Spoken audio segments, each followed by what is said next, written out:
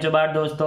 આજે આપણે ધોરણ 8 વિકાસ મૂલ્યાંકન લક્ષી એસાઇનમેન્ટ 2024 પ્રથમ સત્રની અંદર વિષય વિજ્ઞાન પ્રશ્ન નંબર 2 અનું સોલ્યુશન જોવાનું છે। જો વિદ્યાર્થી મિત્રો હજુ સુધી આપણી ચેનલને સબસ્ક્રાઇબ ના કરી હોય તો કરી લેજો, બાજુમાં આવેલા બેલ આઇકનને દબાવી લેજો જેથી આવનારા વિડીયો નોટિફિકેશન તમને મળતું રહે। ચાલો આપણે પ્રશ્ન નંબર 2 અનું સોલ્યુશન જોઈ લઈએ। નીચેના પ્રશ્નોના એક એક વાક્યના ઉત્તર લખો। તો પહેલો પ્રકરણ નંબર 1 માંથી પહેલો પ્રશ્ન છે, ખરીફ પાકનો સમયગાળો કયા માસથી કયા માસનો હોય છે? તો જવાબ આવશે ખરીફ પાકનો સમયગાળો જૂનથી સપ્ટેમ્બર માસનો હોય છે। બીજો છે, વાવતી વખતે બીજ જમીનમાં ઢંકાયેલું શા માટે રહેવું જોઈએ? તો જવાબ આવશે પક્ષીઓ દ્વારા બીજને થતું નુકસાન અટકે તે માટે વાવણી વખતે બીજ જમીન પર ઢંકાયેલું હોવું જોઈએ। ત્રીજું, સમારનો ઉપયોગ શું છે? તો જવાબ આવશે ખેતરની જમીનમાં ઢેફા મોટા હોય છે તો તેને તોડવા અથવા તો ભાંગવા અને જમીનને સમથળ કરવા માટે સમારનો ઉપયોગી છે। ચોથું આવશે NPK ખાતર એટલે શું? તો જવાબ આવશે જે ખેતરમાં નાઇટ્રોજન, ફોસ્ફરસ અને પોટેશિયમ તત્વો હોય તેવા ખાતરને NPK ખાતર કહે છે। પ્રકરણ નંબર 2 માંથી જોઈ લઈએ। હવે પહેલો પ્રશ્ન છે, એન્ટીબાયોટિક્સનું ઉત્પાદન શા માટે થાય છે? તો જવાબ આવશે બેક્ટેરિયા અને ફૂગમાંથી થાય છે। બીજું, સહી રોગ બીજા કયા નામે ઓળખાય છે? તો જવાબ આવશે સહી રોગ TB નામે ઓળખાય છે। ત્રીજું, સ્પાયરોગાયરા શું છે? તો જવાબ આવશે સ્પાયરોગાયરા લીલ છે। ચોથું, ફૂડ પોઈઝનિંગ એટલે કેવી રીતે થાય છે? તો જવાબ આવશે સૂક્ષ્મજીવો દ્વારા દૂષિત કરવામાં આવતો ખોરાક ખાવાથી ફૂડ પોઈઝનિંગ એટલે કે ખોરાક વિષાકૃતનો થાય છે। પ્રકરણ નંબર 3 માંથી પહેલો સવાલ જવાબ જોઈ લઈએ। પુનઃપ્રાપ્ય કુદરતી સંસાધનો 2 નામ જણાવો। તો જવાબ આવશે સૂર્ય ઉર્જા અને પવન ઉર્જા। બીજું, જંગલો અને વન્યજીવો કયા પ્રકારનું કુદરતી સંસાધન છે? તો જવાબ આવશે પુનઃપ્રાપ્ય કુદરતી સંસાધન છે। ત્રીજું, કોલસો અને પેટ્રોલિયમ જેવા કુદરતી સંસાધનો શામાંથી બનેલા હોય છે? તો જવાબ આવશે કોલસો અને પેટ્રોલિયમ સજીવોના મૃતદેહનું અવશેષોમાંથી બનેલા છે। ચોથા આવશે કોલસાનું કયું ઉત્પાદન ધાતુ નિષ્ક્રિયમાં વપરાય છે? તો જવાબ આવશે કોક ધાતુ। પછી આવશે પાંચમું, કોલગેસનો ઉપયોગ શું છે? તો જવાબ આવશે કારખાનાઓમાં કોલગેસ બળતણ તરીકે વપરાય છે। છઠ્ઠું, CNGમાં મુખ્ય ઘટક કયો છે? તો જવાબ આવશે મિથેન।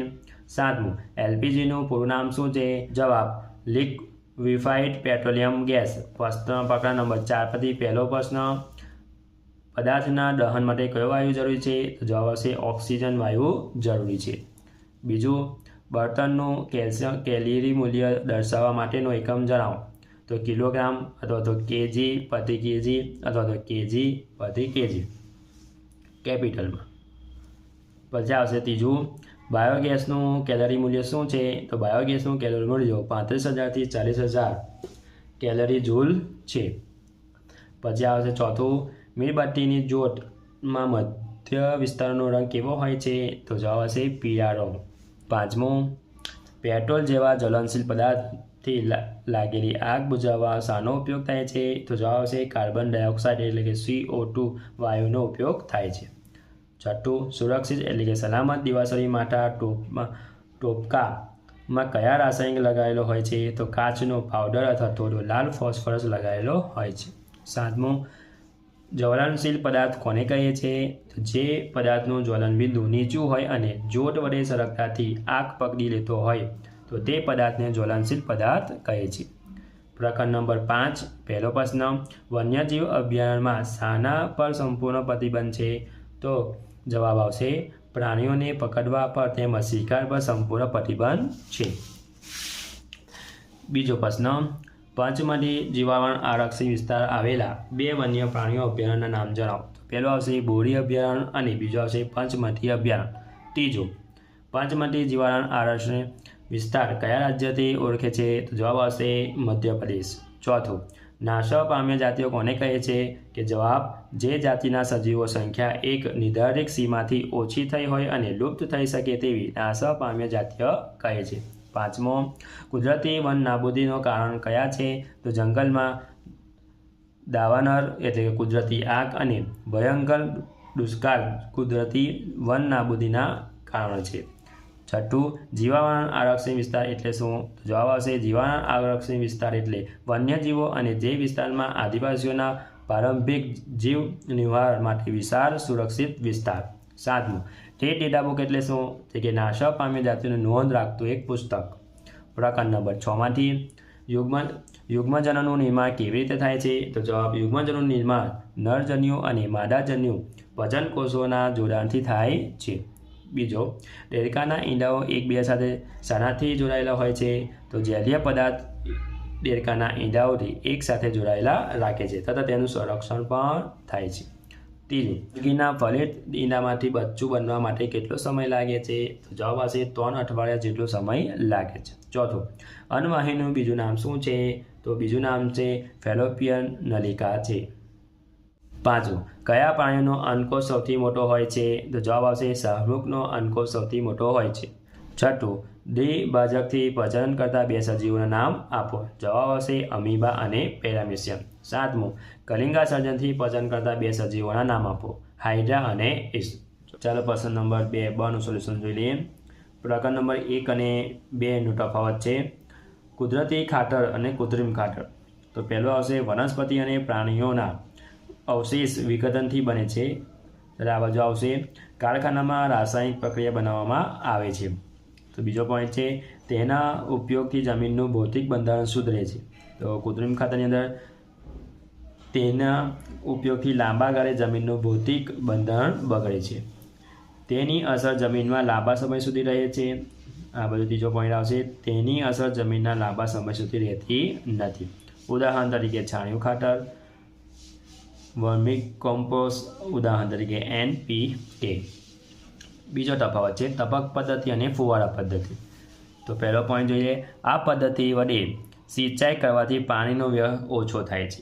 બીજું છે આ પદ્ધતિ વડે ટપક સિંચાઈ પદ્ધતિ કરતાં પાણીનો વ્યય જરા વધુ થાય છે. તેના ખર્ચ પ્રમાણમાં વધુ થાય છે, તેના ખર્ચ પ્રમાણમાં ઓછો થાય છે. ત્રીજો પોઈન્ટ છે તે પદ્ધતિમાં નિંદણ ઉત્પન્ન થતું નથી. તો આ ફુવારા પદ્ધતિમાં ત્રીજો પોઈન્ટ આવશે તેમાં નિંદણથી ઉગી નીકળે છે. ત્રીજો છે ઈસ્ટ અને મોલ. તો પહેલો પોઈન્ટ તે એકકોષી ફૂગ છે, મોલમાં આવશે તે બહુકોષી ફૂગ છે. બીજો પોઈન્ટ તે ઓક્સિજનની ગેરહાજરીમાં જીવન ટકાવી શકે છે, તેને જીવન ટકાવી રાખવા O2 એટલે ઓક્સિજનની જરૂર પડે છે. ત્રીજો પોઈન્ટ છે તે ફાયદાકારક ફૂગ છે, તો તે મોટાભાગે હાનિકારક ફૂગ છે. ચોથો તફાવત ફૂગ અને લીલ. ફૂગના કોષમાં ક્લોરોફિલ કે અન્ય રજકણો દ્રવ્યો હોતા નથી. લીલમાં આવશે લીલના કોષોમાં ક્લોરોફિલ એ અન્ય રજદ્રવ્ય હોય છે. બીજો પોઈન્ટ તે ઘણું ખરું સફેદ હોય છે, તે લીલા કે વિવિધ રંગની હોય છે. ત્રીજો પોઈન્ટ આ છે તે પરાવલંબી છે ને ત્રીજો પોઈન્ટ લીલમાં તે સ્વલંબી છે. હવે પ્રકરણ નંબર 3 અને 4નો તફાવત જોઈ લઈએ. કોલસો અને કોક. તો પહેલો પોઈન્ટ આવશે કોલસામાં પથ્થર જેવો કાળા રંગનો સખત પદાર્થ છે. કોકની અંદર આવશે સખત છિદ્રાળુ અને કાળા રંગનો પદાર્થ છે.